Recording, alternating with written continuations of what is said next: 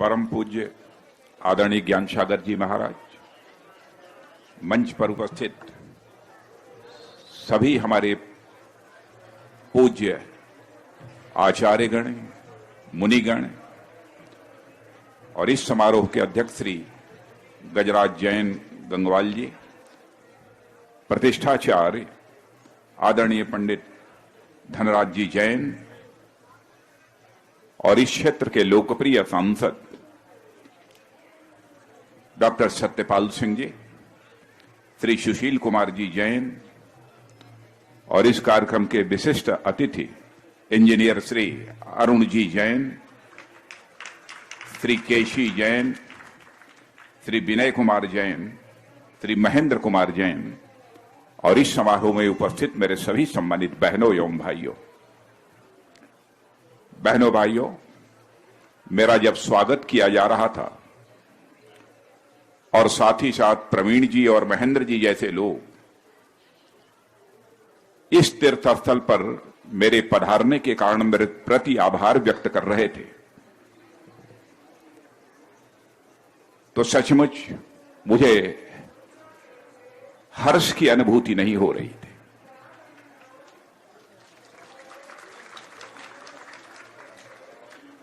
आभार तो मैं व्यक्त करना चाहता हूं आप लोगों के प्रति कि एक ऐसे पवित्र तीर्थ स्थल पर आकर और परम पूज्य आचार्य ज्ञान सागर जी महाराज जैसे संत का दर्शन करने का अवसर आप सबने मुझे प्रदान किया है। इसके पहले भी इस स्थान पर मैं एक बार आ चुका हूं, दूसरी बार आया, लेकिन जो भव्य आज स्वरूप इस स्थान का मैं देख रहा हूं, उस समय इतना भव्य स्वरूप नहीं था। निर्माण कार्य तेजी के साथ चल रहा था। कभी कभी लोग यह सवाल करते हैं कि साहब तीर्थ स्थान का निर्माण करने से क्या होता है, दर्शन करने से क्या होता है।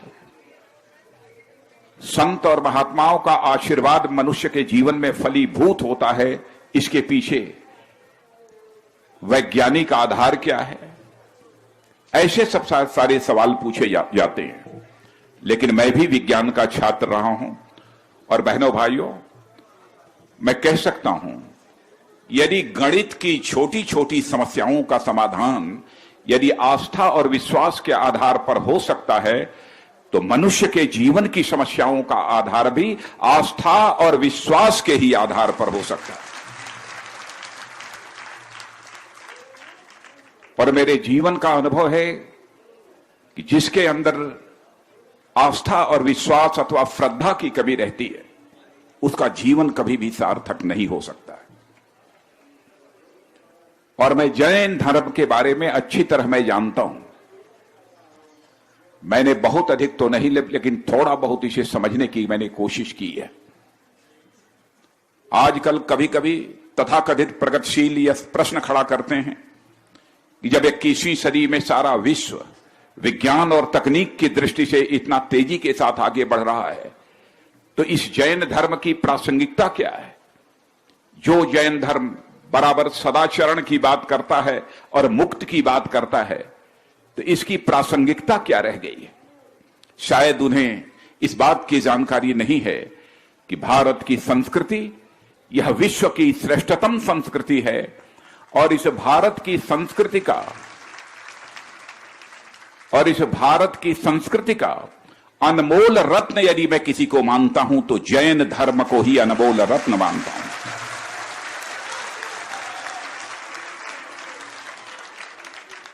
कोई यह कह सकता है कि आप जैन धर्म को भारतीय संस्कृति का अनमोल रत्न कैसे मानते हैं, तो मैं कहना चाहता हूं हमारा हिंदू धर्म, हमारी हिंदुत्व की विचारधारा भी अहिंसा में विश्वास करती है।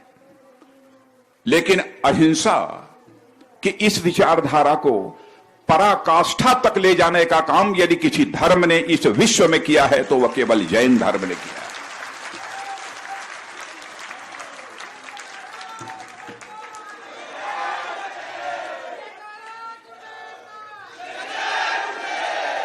चलते हुए कहीं हमारे पैरों से कोई चींटी भी न दब जाए, श्वास लेते समय कहीं कोई कीटाणु की जिंदगी न चली जाए, उसका की जान न चली जाए, इसकी चिंता यदि किसी धर्म में की जाती है तो केवल और केवल जैन धर्म में की जाती है।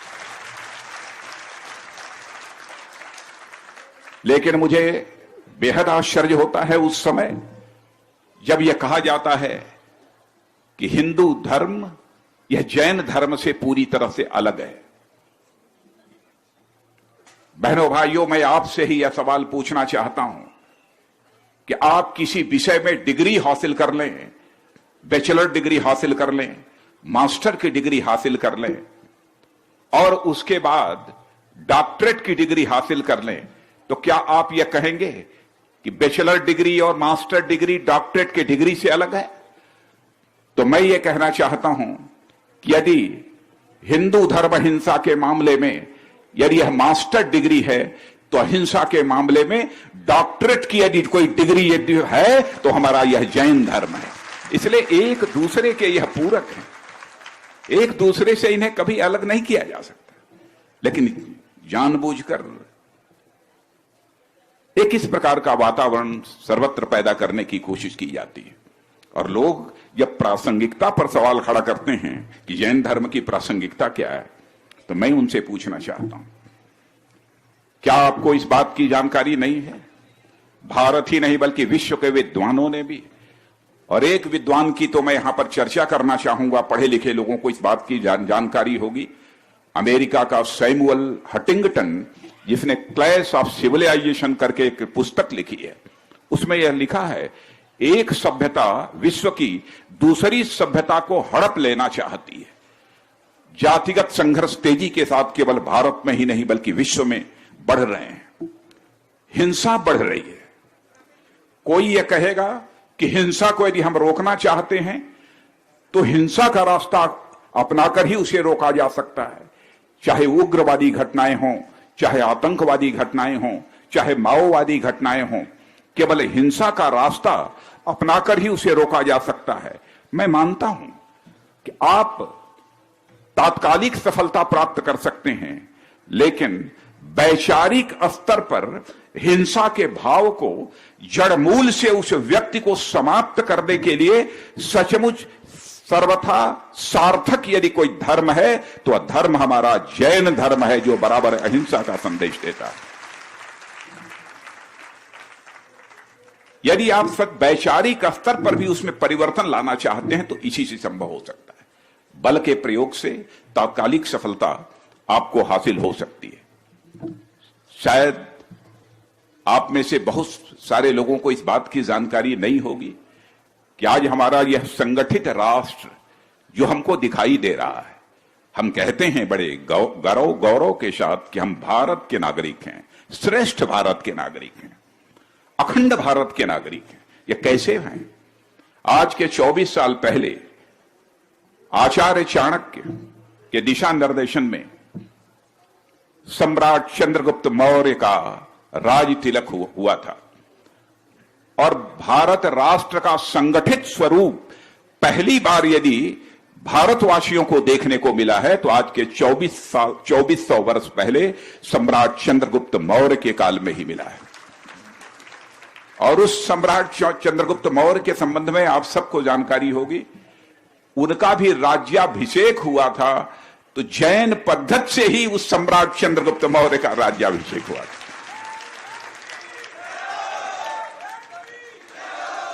शायद आपको इस बात की भी जानकारी होगी कि अपने जीवन के अंतिम क्षणों में सम्राट चंद्रगुप्त मौर्य श्रमण बन गए थे, उन्होंने संन्यास ले लिया था और कर्नाटक के श्रावण बेला में जाकर वह रहने लगे थे।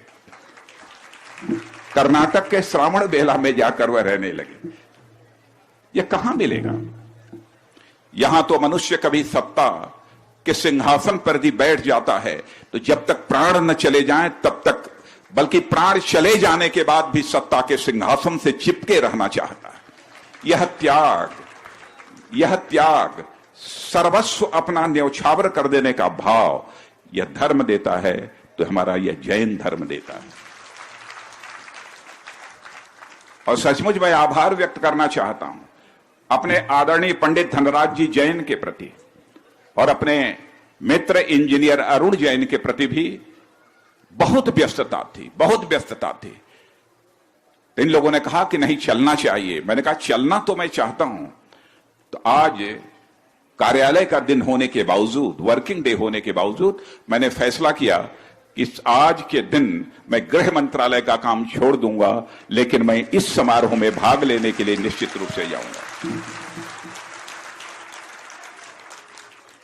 और आपको शायद यह एहसास है या नहीं मैं नहीं कह सकता हूं कि ज्यों ही अपना मस्तक मैंने परम पूज्य आचार्य ज्ञान सागर जी महाराज के चरणों में मैंने झुकाया, तो मुझे जिस सुख की अनुभूति हुई, जिस आनंद की अनुभूति हुई, उसकी शब्दों में मैं व्याख्या नहीं कर सकता।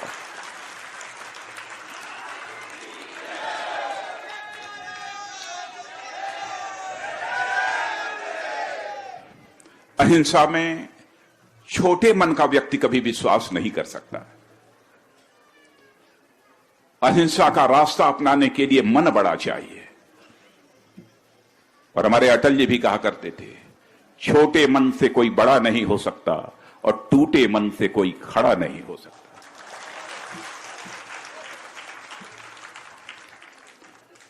यह जैन धर्म यह प्रेरणा देता है, समाज जीवन में यदि जीना है और सार्थक जीवन यदि जीना है तो छोटे मन से सार्थक जीवन कभी नहीं जिया जा सकता है, बड़े मन से ही जिया जा सकता है। और जिसका मन बड़ा होता है वही आध्यात्मिक होता है। जिसका छोटा मन होता है वह आध्यात्मिक नहीं होता है। सदाचरण की जो शिक्षा यह जैन धर्म देता है, छोटे मन के लोग इसे, कोई भी व्यक्ति अपने जीवन में इसे अपना नहीं सकता है। जैन धर्म जो मुक्ति की शिक्षा देता है, मुक्ति, और मुक्ति यह परमानंद के समतुल्य होती है। माने मनुष्य अपने जीवन में सारे बंधनों से मुक्त हो जाना चाहता है, उसे ही मुक्ति कहते हैं। और यदि उदाहरण के रूप में समझना हो तो सम्राट चंद्रगुप्त मौर्य ने सत्ता से संन्यास लेकर श्रमण बनने का जो फैसला किया, तो यही मुक्ति का भाव था जिसने कि उन्हें प्रेरित किया था। कभी कभी लोग यह भी सवाल खड़ा करते हैं, मैं ज्यादा नहीं बोलना चाहता, लेकिन कुछ ऐसे सवाल जो हमारे मस्तिष्क में कौंधते हैं, जानबूझकर आप लोगों के सामने मैंने रखा है। लोग कहते हैं कि आधुनिक विज्ञान और तकनीक, साइंस और टेक्नोलॉजी के युग में क्या अहमियत है साहब इसकी? शायद उन्हें मालूम नहीं है कि जैन धर्म यह एक वैज्ञानिक धर्म भी है।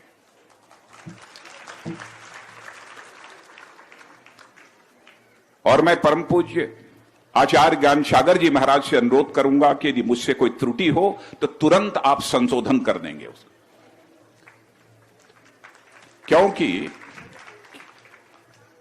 क्योंकि जैन धर्म भी यह मानता है कि एक छोटे कण के कई कणों के समायोजन से ही इस अखिल ब्रह्मांड की रचना हुई है। यह सच है, यह सच है। और उस कण को पुद्गल कहते हैं, पुद्गल कहते हैं। और बहनों भाइयों, मैं विज्ञान का छात्र रहा हूं।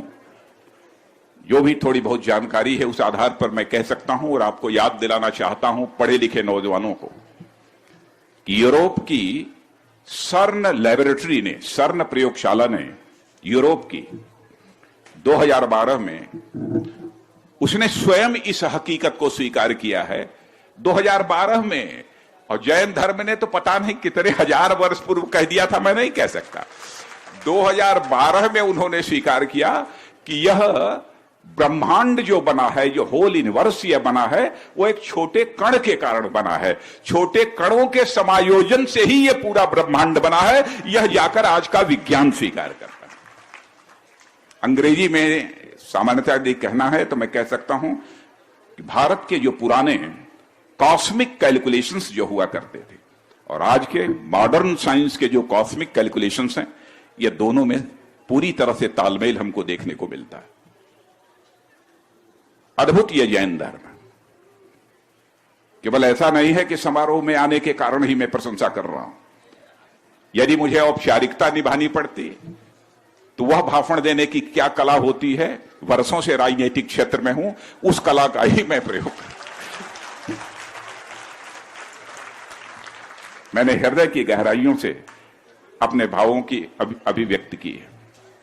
तो आज के अवसर पर इससे ज्यादा कुछ न कहते हुए, और अभी किसने कहा, प्रवीण जी की महेंद्र जी या किसने, कि वो पर्यटन स्थल के बारे में गृह मंत्री से अपेक्षा है हमें कि पर्यटन में तो बहुत तरह की विषमता हो सकती है, इसलिए अहिंसक पर्यटक इसे घोषित करा।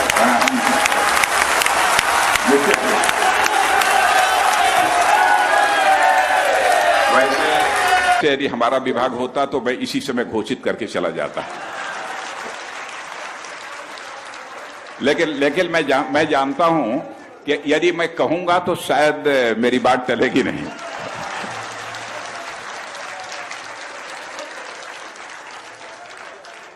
तुम नहीं, ठीक है, ठीक। देखिए, मैं बहुत संभल कर बोलता हूं, और संभल कर इसलिए बोलता हूं क्योंकि आजाद भारत की राजनीति में, आजाद भारत की राजनीति में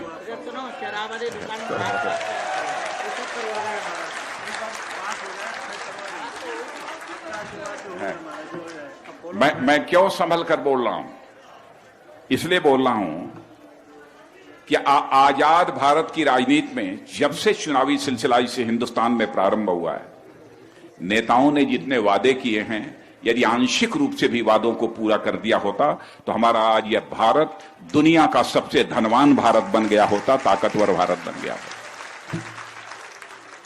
और नेताओं की सी कथनी और करनी में अंतर होने के कारण ही भारत की राजनीति और भारत के नेताओं के प्रति जन सामान्य में विश्वास का संकट पैदा हुआ है। मैं विश्वास के संकट को गहरा नहीं करना चाहता। मंचों से भी भाषण करते समय भी मैं पूरी तरह से सावधानी बरतता हूं। प्रायः मैं कहूं, मैं इसके लिए मैं प्रयत्न करता हूं, लेकिन हमारी ईश्वर में आस्था है, परमात्मा में आस्था है, अपने संत महात्माओं में आस्था है, श्रेष्ठ मुनियों में हमारी आस्था है। और मैं जानता हूं कि जो कुछ भी मैं जीवन में कर पाऊंगा वह केवल और केवल इनके आशीर्वाद के द्वारा ही मैं कर पाऊंगा। यदि इनका आशीर्वाद है हमारे ऊपर तो निश्चित रूप से हमें कामयाबी हासिल होगी। इन्हीं शब्दों के साथ मैं पुनः परम पूज्य आचार्य श्री ज्ञान सागर जी महाराज के चरणों में शीश झुकाकर और सभी अपने यहां पर संतगण का और साथ ही मुनिगण जो यहां पर मौजूद हैं उनके भी चरणों में शीश झुकाकर हृदय से अपनी आस्था की अभिव्यक्ति करते हुए, और आप सभी जो यहां पर जो आस्थावान लोग मौजूद हैं, जो भक्त गण लोग मौजूद हैं, उनके प्रति भी हृदय की गहराइयों से सम्मान की अभिव्यक्ति करते हुए अपना निवेदन समाप्त करना।